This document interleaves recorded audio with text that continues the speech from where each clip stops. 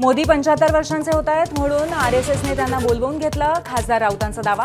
भाजपात 75 वर्षांनंतर कोणत्याही पदावर न राहण्याचा नियम असल्याची करून दिली आठवण.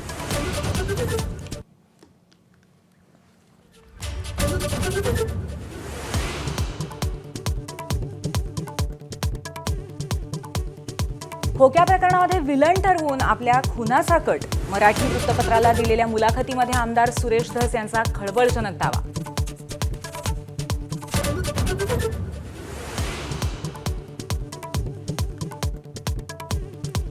संतोष देशमुखांना अडकवण्यासाठी तयार केलेल्या महिलेच्या मृत्यूप्रकरणी एक जण ताब्यात, तर मुख्य आरोपी पसार.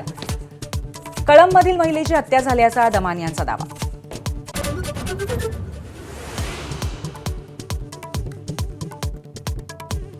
संतोष देशमुखांना बलात्काराच्या खोट्या गुन्ह्यात अडकवण्याचा विष्णू साठे आणि सुदर्शन घुलेचा प्लॅन होता. गोपनीय साक्षीदाराची साक्ष एबीपी माझाच्या हाती. प्लॅनिंग होताना साक्षीदार उपस्थित असल्याची माहिती.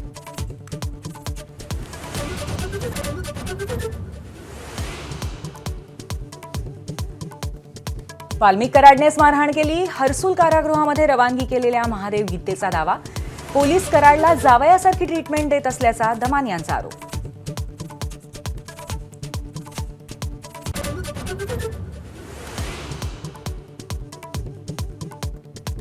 प्रशांत कोरटकरच्या जामीन अर्जावरती आज कोल्हापूर सत्र न्यायालयामध्ये सुनावणी.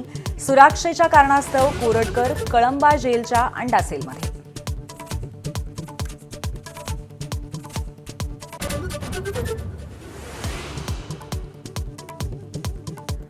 प्रॉपर्टी टॅक्समधनं मुंबई महापालिका मालामाल. काल संपलेल्या आर्थिक वर्षामध्ये 6172 कोटींचा मालमत्ता कर जमा.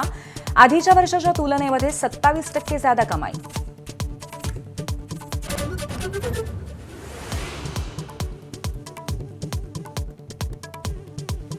आर्थिक वर्षाच्या शेवटच्या दिवशी तब्बल 177 शासन निर्णय जारी. मंत्रालयामध्ये चाललं रात्री 12 वाजेपर्यंत कामकाज.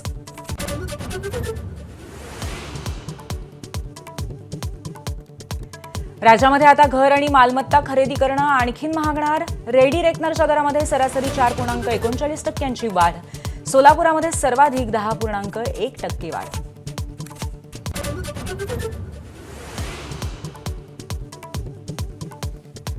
व्यावसायिक गॅस सिलेंडरच्या किमतीत घट. 19 किलोच्या एलपीजी गॅस सिलेंडरच्या किमतीमध्ये 41 रुपयांची कपात. आजपासून नवे दर.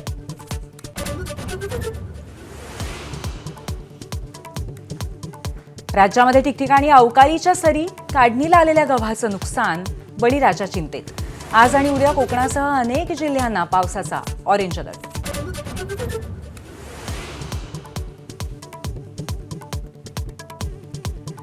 दोन पराभवानंतर अखेर मुंबई इंडियन्सने पाहिलं विजयाचं तोंड. नवोदित अश्विनी कुमार आणि रिकेल्टनच्या कामगिरीच्या जोरावर कोलकात्यावरती 8 गडी राखून दणदणीत विजय.